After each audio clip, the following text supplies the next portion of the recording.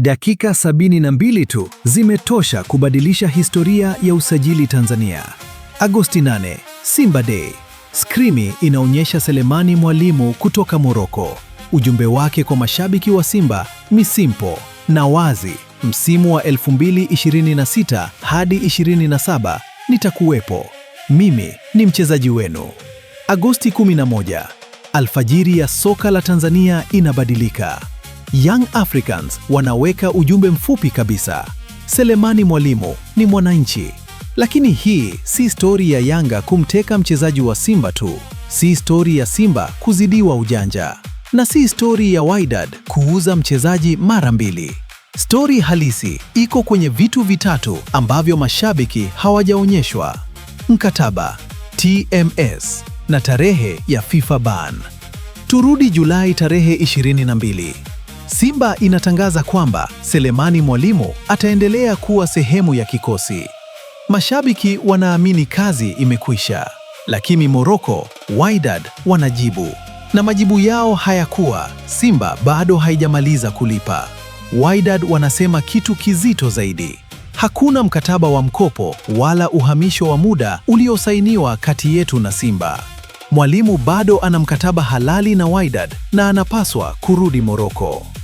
Kesho yake, tarehe 23 Julai, simulizi nyingine inatokea Tanzania.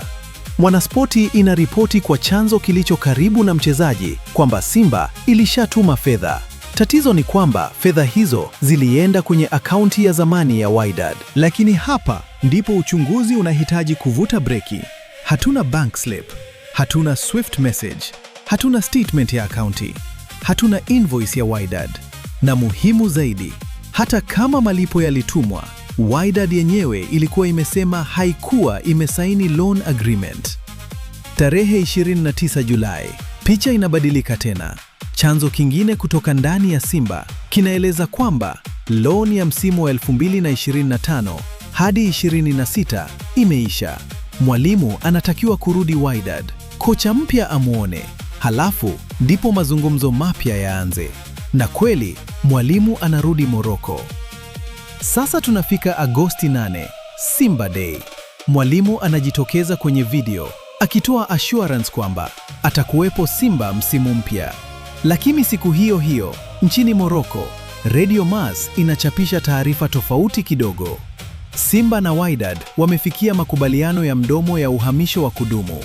Dola za Marekani 200,000 pamoja na dola za Marekani 100,000 na 50,000 za masharti.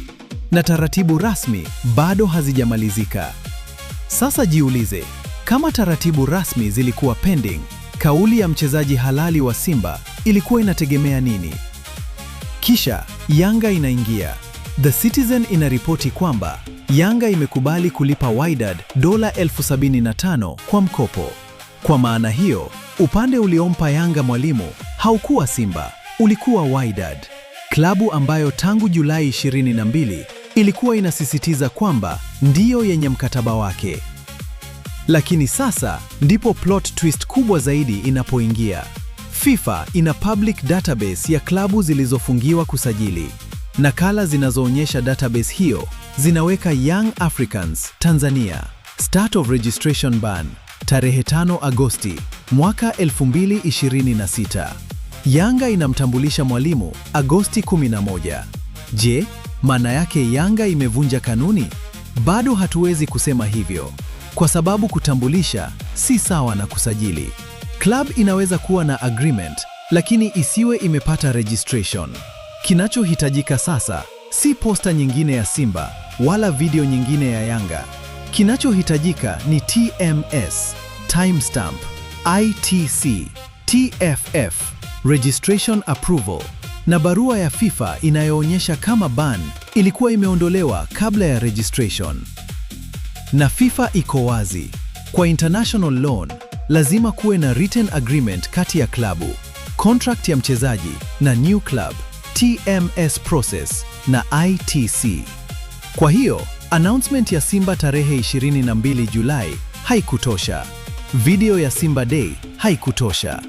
Na hata utambulisho wa Yanga Agosti 11 haujitoshelezi kutuambia mchezaji amesajiliwa rasmi. Kwa sasa Ushahidi mkubwa zaidi unasema hivi: Wydad ilikuwa na contract ya Selemani Mwalimu. Loan ya Simba ya msimu uliopita iliisha. Wydad ilikanusha kuwa na new signed loan na Simba. Simba na Wydad baadaye waliripotiwa kuwa na oral permanent sale agreement ambayo haikuwa imekamilishwa. Na siku tatu baada ya Simba Day, Yanga ikamtambulisha Mwalimu kwa dili linaloripotiwa kuwa loan kutoka Wydad. Lakini swali la mwisho bado halijajibiwa. Yanga imemsaini Selemani Mwalimu au Yanga tayari imemsajili Selemani Mwalimu? Hayo si maneno yanayofanana mbele ya Facebook. Na mpaka TFF au FIFA itoe record ya registration, hiyo ndiyo sehemu ya story ambayo hakuna poster, hashtag wala video inayoweza kuifunga.